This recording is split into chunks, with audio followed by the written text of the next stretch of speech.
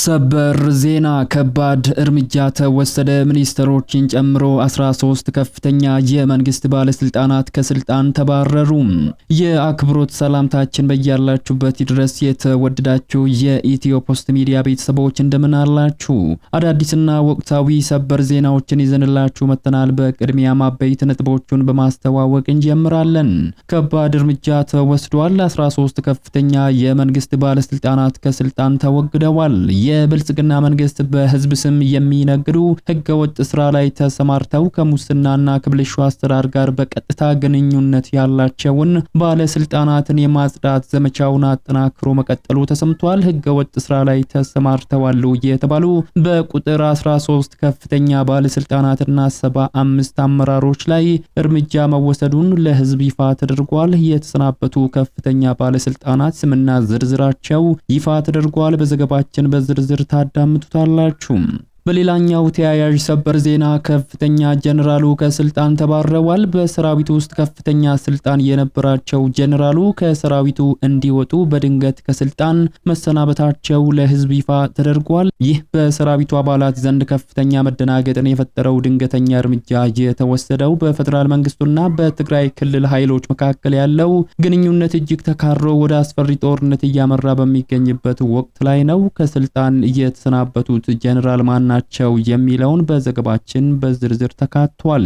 በሌላ ሰበር መረጃ ደግሞ ያልተጠበቀ ጉድ ከግብጽ ተሰምቷል። ኢትዮጵያ ቀይ ባህር ላይ ወደብ እንድታገኝ እደግፋቸዋለሁ ስትል ግብጽ ይፋ አድርጋለች። በህዳሴ ግድብ ዙሪያ ሲፋጠጡና ሲጋጩ የሰነበቱት ኢትዮጵያና ግብጽ በታሪክ አዲስ ምዕራፍ ሊከፍት የሚችል አዲስ የ4 ነጥብ የውሳኔ ሐሳብ ከካይሮ መውጣቱ ተረጋግጧል። ኢትዮጵያ ይህንን የግብጽ ቅድመ ሁኔታ ካልተቀበለ ኢትዮጵያ ላይ ወታደራዊ ዘመቻ እንደምትጀምርም ይፋ አድርጋለች። በዝርዝር ተሰሙታላችሁ። በሌላኛው መረጃችን እጅግ አስደንጋጭ ዜና ተሰምቷል። በርካታ ኢትዮጵያውያን በሞት መቀጣታቸው ይፋ ተደርጓል። በዝርዝር የምንመለከተው ሌላኛው መረጃችን ነው። እነዚህንና ሌሎች መረጃዎችን በዚህ ሰዓት የመረጃ ጊዜ ወደ እናንተ እናደርሳለን። እንደ ሁሉ ጊዜው ቪዲዮ ላይክ እና ሼር በማድረግ እስከ ፍጻሜው አብራችሁን ተቆዩ ዘንድ ግብዣችን ነው። ለቻናላችን አዲስ የሆናችሁ ሰብስክራይብ በማድረግ ተአማኒ መረጃዎችን ያገኙ። አሁን ወደ ዝርዝሩ እናምራ። በመጀመሪያም ያልተጠበቀ ጉድ ከግብጽ ተሰማ። ኢትዮጵያ ቀይ ባህር ላይ ወደብ እንድታገኝ ደግፋቸዋለሁ ስትል ግብጽ ይፋ አደረገች። ለዘመናት በአባይ ወንዝ ውሃ አጠቃቀም ሲጋጩ የሰነበቱት ኢትዮጵያና ግብጽ በታሪክ አዲስ ምዕራፍ ሊከፍት የሚችል ነገር ግን ከፍተኛ ውዝግብን የሚጭር አዲስ የ4 ነጥቦች የውሳኔ ሐሳብ ከካይሮ መውጣቱ ተረጋግጧል።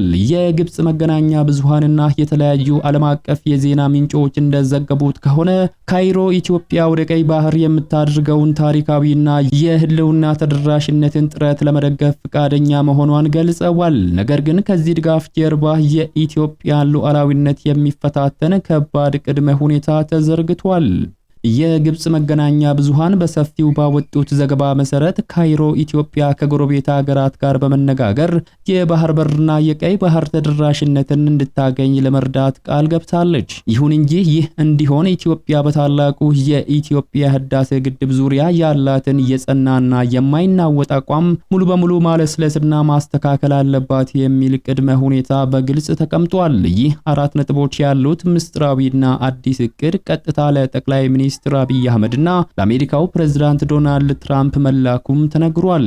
ግብጽ በዚህ ዙሪያ የአሜሪካን ቀጥተኛ ተሳትፎና ድጋፍ ለማግኘት ከፍተኛ ዲፕሎማሲያዊ ርብርብ እያደረገች መሆኑም ተመላክቷል። ጉዳዩን ይበልጥ አስፈሪና አደገኛ የሚያደርገው ደግሞ ከካይሮ የተሰማው የኃይል ማሳያና ማስፈራሪያ ነው።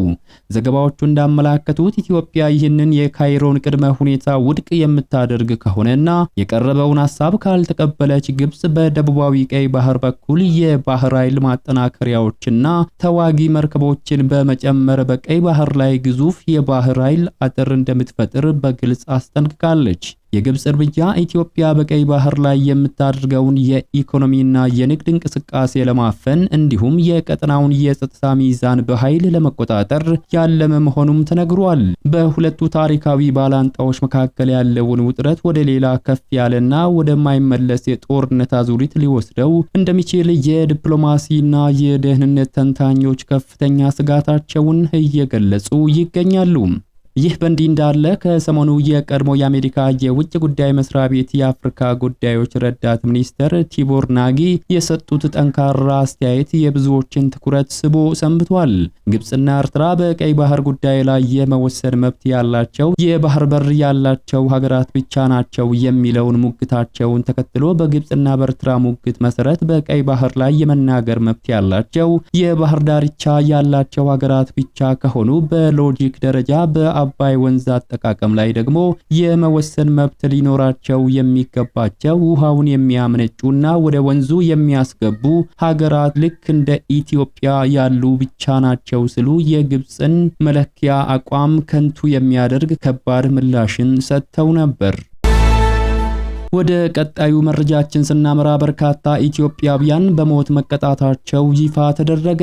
መላውን ኢትዮጵያውያንን ልብ የሚሰብርና መርዶ የሞላበትን መረጃ ቢቢሲን ጨምሮ የተለያዩ ዓለም አቀፍ የዜና ማዕከላት ይፋ አድርገዋል። በርካታ ኢትዮጵያውያን በሞት መቀጣታቸው ይፋ በሆነበት በዚህ ሰዓት በሳውዲ አረቢያ ከ200 በላይ ኢትዮጵያውያን በከባድ አደጋ ውስጥ ወድቀው የሞት ቅጣታቸውን በከፍተኛ ስጋትና ፍርሃት እየተጠባበቁ መሆናቸው ተረጋግጧል። በኢትዮጵያውያን ላይ የሞት ቅጣት እርምጃ እየተወሰደ የሚገኘው በሳውዲ አረቢያ በሚገኙ ኢትዮጵያውያን ላይ ነው። የሳውዲ አረቢያ የሀገር ውስጥ ጉዳይ ሚኒስቴር ባወጣው መግለጫ 5 ተጨማሪ ኢትዮጵያውያን በሞት መቀጣታቸውን በይፋ አረጋግጧል። የአደንዛዥ እጽ በድብቅ አስገብተዋል በሚል የተከሰሱት እነዚህ 5 ኢትዮጵያውያን ሰኞ ሐምሌ 20 ቀን 2018 በአስር ግዛት ውስጥ የሞት ቅጣታቸው ተፈጽሞባቸዋል ተብሏል። በዚህ መልኩ በሳውዲ መንግስት የሞት ቅጣት የተፈጸመባቸው የኢትዮጵያውያን ቁጥር ወደ 17 መድረሱን እጅግ አስደንጋጭ ሆኗል። ከዚህ ቀደም ሰኔ 16 ቀን 5፣ ሰኔ 1 ቀን 4 እንዲሁም ሚያዝያ 13 ቀን 3 ኢትዮጵያውያን በግፍ መገደላቸው የሚታወስ ነው። የሳውዲ አረቢያ ጠቅላይ ፍርድ ቤት የንጉሳውያንን ትዕዛዝ በማጽናት በሸሪዓ ሕግ ስም ይህንን ውሳኔ ተግባራዊ አድርጎታል። ዓለም አቀፍ የሰብአዊ መብት ተሟጋች ድርጅት ሂዩማን ራይትስ ዎች ከዚህ ቀደም ባወጣው ማስጠንቀቂያ በሐሚስ እስር ቤት ውስጥ ብቻ ቢያንስ 63 ኢትዮጵያውያን ከባድ የሞት አደጋ ተጋርጦባቸው እንደነበር መግለጹም አይዘነጋም። አሁን ላይ ግን ከተለያዩ የዜና ማዕከላት የተገኙ መረጃዎች እንደሚያመላክቱት በዚህ ጨለማ እስር ቤት ውስጥ የሞት ፍርድ ተፈርዶባቸው ቅጣታቸውን የሚጠባበቁ ኢትዮጵያውያን ቁጥር ከ200 በላይ መድረሱ ተሰምቷል። የሳውዲ አረቢያ ባለስልጣናት እነዚህን ወገኖች ሐሺሽና አደንዛዥ እጽ ይዘው በመገኘታቸው ይህንን እርምጃ እንደተወሰደባቸው በይፋ ገልጸዋል። ይህ በእንዲህ እንዳለ የኢትዮጵያ የውጭ ጉዳይ ሚኒስቴር ከቀናት በፊት ባወጣው መግለጫ ከሳውዲ አረቢያ ባለስልጣናት ጋር ስለ ጉዳዩ በቅርበት እየሰራ መሆኑን ገልጿል። በዚህም ከ1971 በላይ ኢትዮጵያውያን በምህረት ወደ ኢትዮጵያ እንዲገቡ ተደርጓል ተብሏል። በሌላኛው ሰበር መረጃችን ተረጋግጧል። ከፍተኛ ጄኔራሉ ከስልጣን ተባረዋል። በሰራዊቱ ውስጥ ከፍተኛ ስልጣን የነበራቸው ጄኔራሉ ከሰራዊቱ እንዲወጡ በድንገት ከስልጣን መሰናበታቸው ለህዝብ ይፋ ተደርጓል።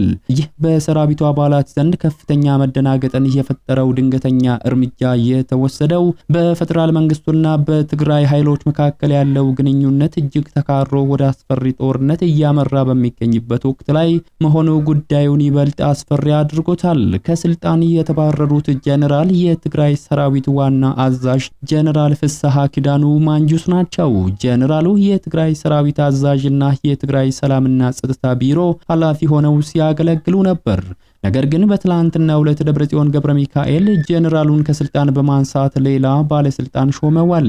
ይህ ሁሉ ውጥረት የፈነዳው ዶክተር ደብረጽዮን ገብረ ሚካኤል የትግራይ ጊዜያዊ አስተዳደርን በማስወገድ ራሳቸውን የክልሉ ፕሬዝዳንት አድርገው ካወጁ በኋላ ነው። የክልሉን የመንግስት መዋቅርና የጸጥታ መዋቅሩን ሙሉ በሙሉ በቁጥጥር ስራቸው ለማድረግ ኃይለኛ እርምጃዎችን እየወሰዱም ይገኛሉ። በሌላ በኩል የክልሉ ንግድና ልማት ኃላፊ ዶክተር ረዳኢ በሬ አዲስ ኃላፊ ሆነው በመሾም መዋቅሩ ተቀይሯል። የክልሉ ምክር ቤት ባደረገው ስብሰባ የቋሚ ኮሚቴ አመራሮችን የጠቅላይና የአውራጃ ፍርድ ቤት ዳኞችን ሹመትም አጽድቆ የቀጣዩን ዓመት በጀት ማጽደቁ ቢገልጽም ከትዕይንቱ ጀርባ ያለው የፖለቲካ ሁኔታ ከፍተኛ መነጋገሪያን ፈጥሯል። በትግራይ ክልል ወቅታዊ ጉዳይ ላይ ሐሳባቸውን የሰነዘሩት የጠቅላይ ሚኒስትሩ አማካሪ አቶ ጌታቸው ረዳ የደብረጽዮንን ቡድን እንቅስቃሴ ክልሉን በቀጥታ ከፌደራል መንግስቱ ጋር ወደ ማጋጨት የሚያመራ መሆኑን በጽኑ አስጠንቅቀዋል። አቶ ጌታቸው ረዳ አክለውም ዶክተር ደብረጽዮን ከኤርትራ ኃይሎች ጋር በፈጠሩት ያልተገባ ጥምረት ክልሉን ወደ አስፈሪ የጦርነት አውድማ እየመሩ መሆናቸውን ጠቁመዋል። ወደ መጨረሻው ሰበር መረጃችን ስናመራ ከባድ እርምጃ ተወስዷል። 13 ከፍተኛ የመንግስት ባለስልጣናት ከስልጣን ተወግደዋል። የብልጽግና መንግስት በህዝብ ስም የሚነግዱ ህገወጥ ስራ ላይ ተሰማርተው ከሙስናና ከብልሹ አሰራር ጋር በቀጥተኛ ግንኙነት ያላቸውን ባለስልጣናት የማጽዳት ዘመቻውን አጠናክሮ መቀጠሉ ተሰምቷል። ህገወጥ ስራ ላይ ተሰማርተዋል የተባሉ በቁጥር 13 ከፍተኛ ባለስልጣናትና 75 ከፍተኛ አመራሮች ላይ እርምጃ መወሰዱ ለህዝብ ይፋ ተደርጓል። እርምጃ የተወሰደባቸው የአዲስ አበባ የሲቪል ምዝገባና የነዋሪነት አገልግሎት ኤጀንሲ ባለስልጣናት ናቸው። በዚህ መሰረት በአዲስ አበባ ከተማ አስተዳደር የሲቪል ምዝገባና የነዋሪነት አገልግሎት ኤጀንሲ ውስጥ በተደረገው ድንገተኛና ጥብቅ ማጣሪያ 13 የመንግስት ባለስልጣናትና 75 አመራሮች ላይ ከባድ የህግ እርምጃ መወሰዱ ተነግሯል።